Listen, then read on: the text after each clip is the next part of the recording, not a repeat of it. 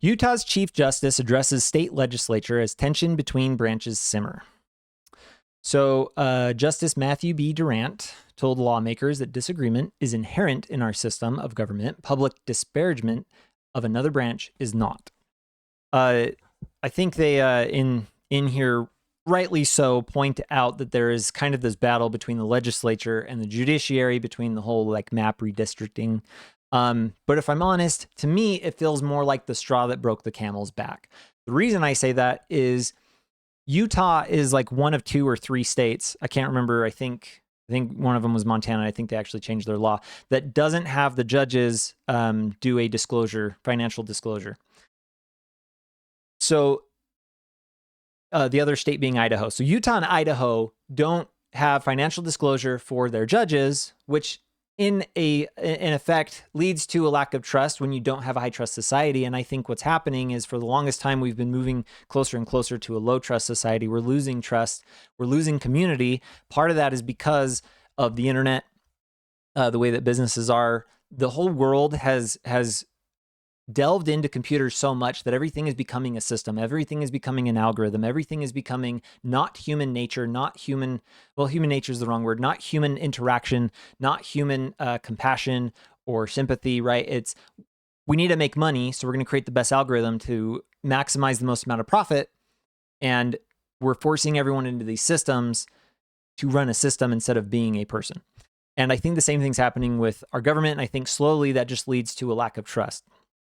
So my point is, I think for the longest time, there's been this boiling up of just mistrust of the justice system, of our legislature, of everywhere. And so it's leading to these tensions that are causing problems that we see on the national stage, here on the local stage. So I'm going to read a little bit of his quote. I like what he says. I agree with what he says in essence, but I think there's other problems that maybe he's not aware of, maybe because he's older and he's more checked out of what's going on in the world. I don't know. But there can and should be substantive disagreements between the branches of the government. But he said the issues arise when substantive disagreements turns into attacks on motive, integrity, and good faith. I believe in our institutions. No, our institutions are not perfect. And so, yes, they can be improved, but they are not the cesspools of corruption and self-interest that some would have you believe. They are largely composed of good and decent people who are genuine in their desire to serve well. That is true of Utah's legislature. It is true of Utah's judiciary. On those rare occasions when we strike down one of your statutes as unconstitutional, we are carefully and dispassionately explain why. You will never read an opinion where we challenge your integrity or good faith, he told his audience of predominantly lawmakers. So I understand what he's saying. And I think he's coming from a time where that definitely used to be true. But I'm sorry, everyone is self-interested. And you can kind of turn it off, kind of like you can kind of turn off bias, but you can't completely. There are ways to say things in a neutral way, but the mere fact that you're even covering a story already shows some bias, right? So I think you can tone it down, you can turn it off, or you just can't turn it off completely.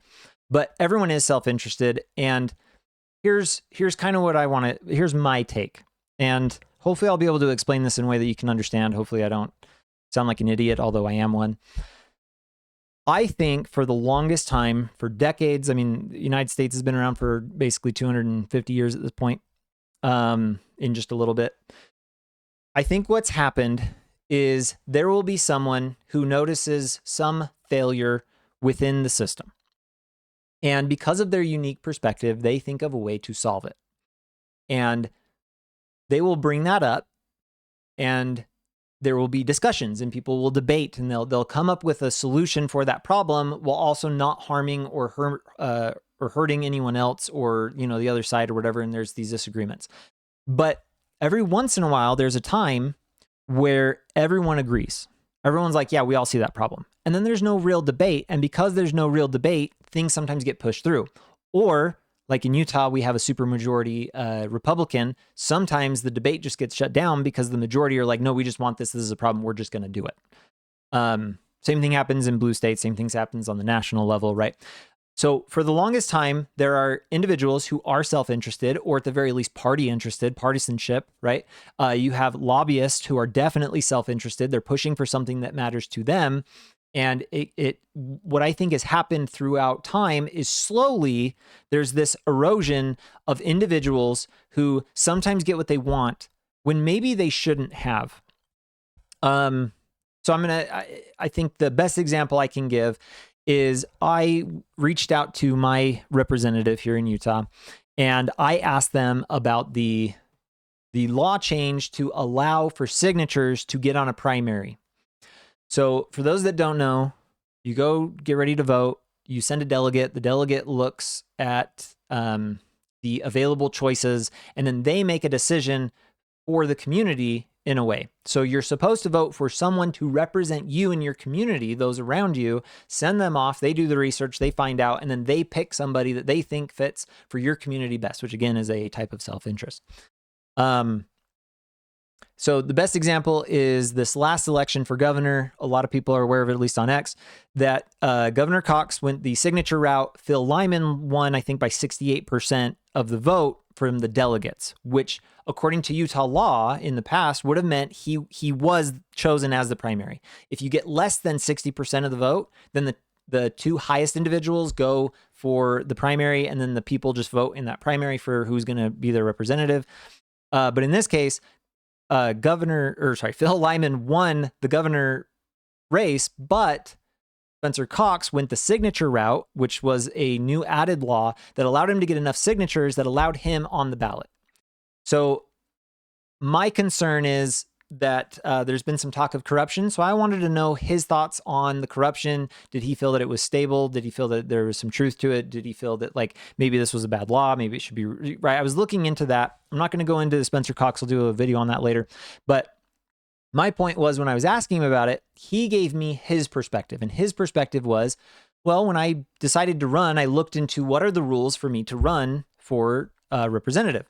And what I learned was you either have to win the delegates or you have to get signatures to get on the primary ballot. And he goes, well, then I'll just do both, right? Which is reasonable. If you're born into a system, you just go with what is available to you. And if you're not aware of how that system came to be, you generally just run into it. The best example I can give that I think everyone can relate to is originally when Social Security came out, everyone was like, I don't want no number representing me to the government. Like that just sounds evil. I don't want this number, a number for me. Well, now when you're born, you get a number. We're so effective at getting this onto everybody that now when you're born, you just get one, you grow up, you have a Social Security number, and to you, it's the norm. It's natural, it's normal. There's nothing wrong with it. And now the Overton window has changed. Now we're discussing something completely different related to Social Security than what the original arguments were. And that's kind of how I feel with like the signature gathering is he was born into it. He didn't know better. He didn't look into this. He didn't look into why or when that law came about because he was like, again, self-interest. I kind of hate, like, to me, everything is self-interested. You're doing it because you're like, man, Utah's being taken from me. There's corruption or whatever. I got to stop this or I got to, like no one's doing the thing that I saw that needs to happen. So you go, you run, you do this thing.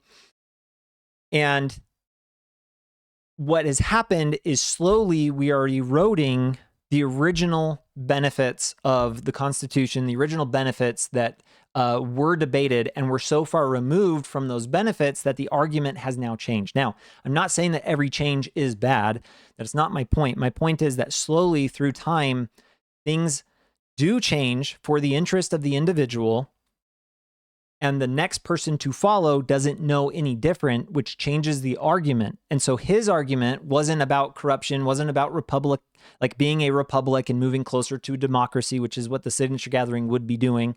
It's removing that like republic ethos, the republic values, right? It's removing one of those because now it's allowing for signature gathering, which forces someone onto a primary, which basically is saying like, we're going to go closer to the democracy side instead of the republic side.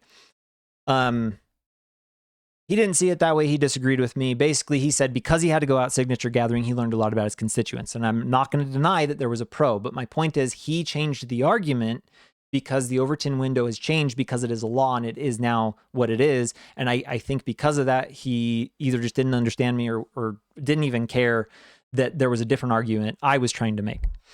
Regardless of that, and regardless of my beliefs here, what I'm saying is throughout time, self-interested individuals run probably for noble reasons many of the time. And slowly it creates this world in which certain individuals are going to see certain problems, and then they're going to be the ones who want to run next, but they're going to be born into the system that already exists. And that's what I think the actual corruption is within the Republican Party, within the Democratic Party, on the national or the state level, on any level. I think the corruption is just the slow breakdown of American values, the breakdown of the constitutional values. And again, not all the time is it bad. Long ago, we used to arrest people for profanity. That to our current belief, we're like, that goes against the First Amendment, right? Nudity used to not be allowed, and now apparently nudity is okay in the law because like it's First Amendment. And so there's like the right to bear arms. There was a time where the states believed that they had a right to change the law, and that like the federal government couldn't override their laws to deny people the right to have guns. And then like that's kind of shifted. And lately it's been shifting more and more towards the government allowing for like the federal government ruling, which I think that is more appropriate. I think the federal government is supposed to keep the state governments also in check with our 10 amendments, with the Bill of Rights and all that. But again, slowly things change. And again, I'm not saying all change is bad or that all change is corruption. But my ultimate point is, when you're born into corruption, you won't see corruption as it is. And that's what I think is going on here. So to keep the video short, I'm going to move on a little bit. Hopefully that made sense. If it didn't, let me know. So Utah Republicans call for the state's courts to be more transparent. And this is where I think that bubbling up has been happening within the government, or within like Utah specifically with our judiciary. Is, have you received a ballot to vote and you look and there's this little section where it talks about judges, if they should remain or if they should be removed. And some people vote no, most people vote yes, some people vote no, or vice versa. I don't remember. Like, should they be removed? Not a lot of people believe that they should be removed, but here's the real question. Every time I've gone to look into these judges, there's absolutely nothing you can find. And if you do want to find something, it's going to cost money. A search costs money. I have an article actually. Let's do that. The cost of access court records in Utah is going up. So Utah uses exchange court record, and the fees for the exchange for court records. The fee used to be 15 cents for a search, and 35 cents now. And then it's also increased its downloads to $1. So now if you want to find anything, I'm not arguing that should be free, because either way we're paying for it. Either we're going to pay for it through our taxes, or we're going to pay for it directly. I understand the arguments either way. I'm not going to get into that. My point is, because it does cost money, there are going to be individuals, like every individual is not going to want to look up every single judge and do their own analysis. So you can't find the information. And for those that do spend the money, well, they're not sharing it in a way where the rest of the public can know what's going on. So it's really hard for people in Utah to be like, should I vote this judge out? I have no idea, because we don't know what's going on. And I'm just saying this is part of one of the reasons why. Utah state Republican leaders recently expressed frustration and concern with the state's judicial branch without pointing the finger at any specific judge or court. The lawmaker said they believe the root of the problem is a lack of accountability and openness. The judicial branch is the least transparent branch of government that we have in the state, which I'd agree with him 100%. He backed up his statement up by comparing the courts to the state legislature, which he argues is very open with constituents. Anybody can get on the legislature's website, and we're one of the most transparent states in the nation with our website. I agree with that. And look at any comment I've ever made on the record. Look at any vote I've ever taken on the record. It is very, very, very transparent, he said.